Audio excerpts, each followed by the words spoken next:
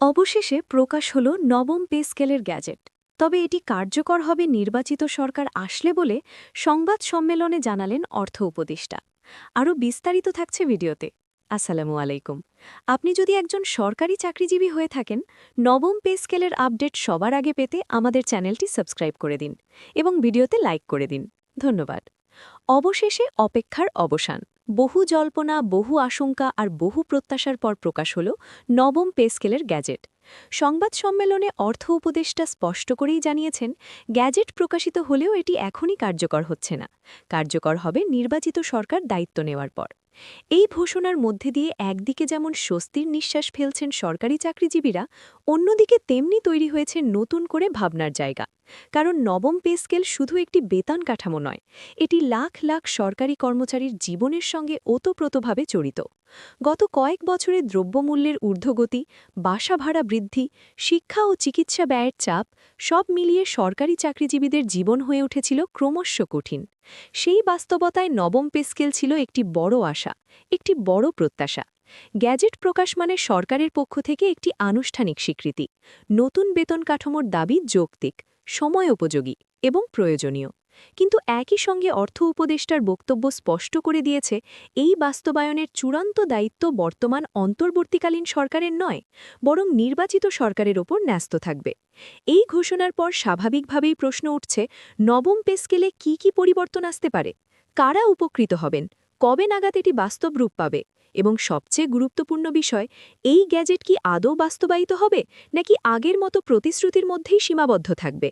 নবম পে স্কেলের মূল লক্ষ্য হল বিদ্যমান অষ্টম পে স্কেল অসামঞ্জস্য দূর করা। বিদ্যমান বেতন কাঠামো প্রণয়নের সময় যে বাজার মূল্য ছিল, বাস্তবতা এখন তার থেকে সম্পূর্ণ ভিন্ন। সেই ব্যবধান পূরণ করতেই নতুন পে স্কেলে বেসিক বেতন বৃদ্ধি, গ্রেড কাঠামোর পুনর্বিন্যাস এবং ভাতা কাঠামোর বাস্তবসম্মত সংস্কারের কথা বলা হচ্ছে। বিশেষ করে নিম্ন ও মধ্যম গ্রেডের কর্মচারীদের জন্য এটি হতে পারে জীবনের বড় পরিবর্তন। যারা বছরের পর বছর একই বেতন কাঠামোর ভেতরে থেকে সংসার চালাতে হিমশিম খাচ্ছেন, তাদের জন্য নবম পে স্কেল হতে পারে কিছুটা স্বস্তির পথ। তবে এখানেই শেষ নয়। নবম পে স্কেল কার্যকর হলে এর প্রভাব পড়বে পেনশন ব্যবস্থার উপরও। কারণ নতুন বেসিক নির্ধারিত হলে ভবিষ্যতের পেনশন হিসেবেও বড় পরিবর্তন আসবে। বর্তমান কর্মচারীদের পাশাপাশি অবসরপ্রাপ্তরাও এই সিদ্ধান্তের দিকে গভীরভাবে তাকিয়ে আছেন। অর্থ উপদেষ্টা সংবাদ সম্মেলনে যে বিষয়টি বিশেষভাবে উল্লেখ করেছেন, তা হল অর্থনৈতিক সক্ষমতা এবং বাস্তবতা। তিনি বলেছেন, সরকার দায়িত্বজ্ঞানহীনভাবে সিদ্ধান্ত নিতে চায় না। দেশের সামগ্রিক অর্থনীতি, রাজস্ব আদায়, উন্নয়ন ব্যয় সবকিছু বিবেচনা করেই নবম পে স্কেল বাস্তবায়নের সিদ্ধান্ত নিতে হবে। এখানেই আসে রাজনৈতিক বাস্তবতা। নির্বাচিত সরকার এলেই এই গ্যাজেট বাস্তবায়নের প্রক্রিয়া শুরু হবে বলে জানানো হয়েছে। অর্থাৎ নবম পে স্কেল এখন একটি নীতিগত স্তরে পৌঁছেছে। বাস্তবায়নের চাবিকাঠি থাকবে আগামী সরকারের হাতে। এই অবস্থায় সরকারি চাকরিজীবীদের একাংশ আশাবাদী, আবার একাংশ শঙ্কিতও।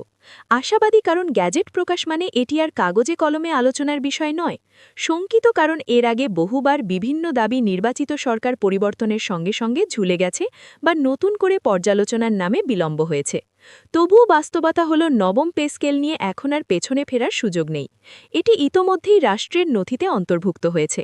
ফলে আগামী সরকারকে এই বিষয়ে সিদ্ধান্ত নিতেই হবে, হ্যাঁ অথবা না। আর যদি বাস্তবায়িত হয়, তাহলে সেটি হবে দেশের সরকারি চাকরি ব্যবস্থায় একটি বড় সংস্কার। এতে চাকরির আকর্ষণ বাড়বে, দক্ষ জনবল ধরে রাখা সহজ হবে এবং দীর্ঘদিনের বেতন বৈষম্য অনেকাংশে কমে আসবে। একই সঙ্গে প্রশ্ন আসছে, এই পে স্কেল বাস্তবায়নে সরকারি ব্যয় কতটা বাড়বে? এর চাপ কি সাধারণ জনগণের উপর পড়বে? কর কাঠামো বা ভর্তুকি ব্যবস্থায় কি কোনো পরিবর্তন আসবে?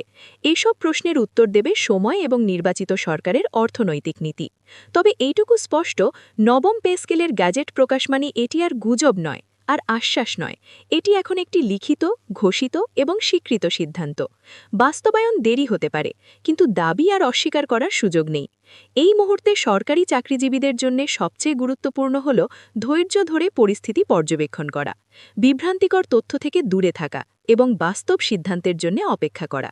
কারণ নবম পে স্কেল বাস্তবায়িত হলে তার সুফল একদিনে নয়, ধীরে ধীরে জীবনে প্রভাব ফেলবে। অবশেষে বলা যায়, নবম পে স্কেলের গ্যাজেট প্রকাশ একটি যুগান্তকারী ধাপ।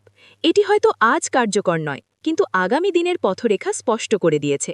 নির্বাচিত সরকার আসার পর এ সিদ্ধান্ত কোন দিকে মোড় নেয় সেটাই এখন দেখার বিষয়। সরকারি চাকরিজীবীদের দীর্ঘ প্রতীক্ষার গল্প এখানেই শেষ নয়, বরং নতুন অধ্যায়ের শুরু। সামনে কি অপেক্ষা করছে, স্বস্তি নাকি আরও অপেক্ষা, তার উত্তর সময়ই দেবে। এই গ্যাজেট প্রকাশের মধ্যে দিয়ে একটি বিষয় পরিষ্কার হয়ে গেছে, নবম পে স্কেল নিয়ে আর পেছনে ফেরার সুযোগ নেই। এটি এখন আর দাবির স্তরে নেই, বরং নীতিগত সিদ্ধান্তের পর্যায়ে পৌঁছে গেছে।